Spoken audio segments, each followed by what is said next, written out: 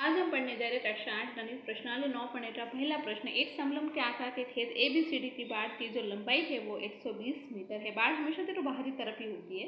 तो यदि BC 48, CD 17 metre और AD है 40 मीटर हो तो इस खेत का क्षेत्रफल ज्ञात कीजिए।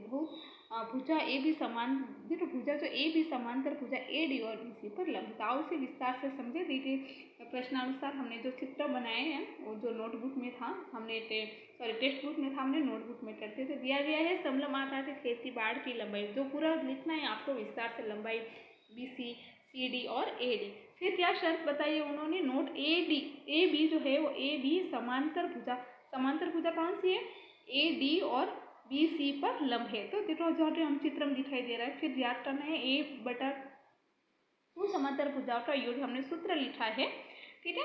फिर यहाँ नोट हमें सबका हमें ऊंचाई कितने मीटर ये ज्ञात करना पड़ेगा, क्योंकि हमें ऊंचाई नहीं पता है, सूत्रानुसार ऊंचाई होनी चाहिए।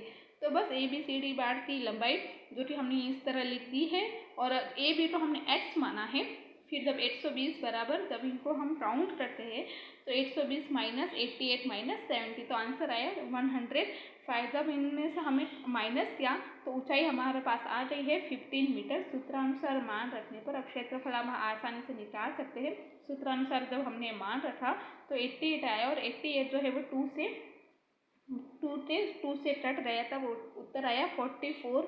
12 15 जब हमने इनको काउंट गुना किया तो उत्तर आया 660 मीटर स्क्वायर। हम इसको किस तरह लिखेंगे, तो इस खेत का जो क्षेत्रफल है 660 मीटर स्क्वायर होगा। अगर आपको कहीं समझ में ना आए तो प्लीज़ मुझे कमेंट करें। Okay, thank you.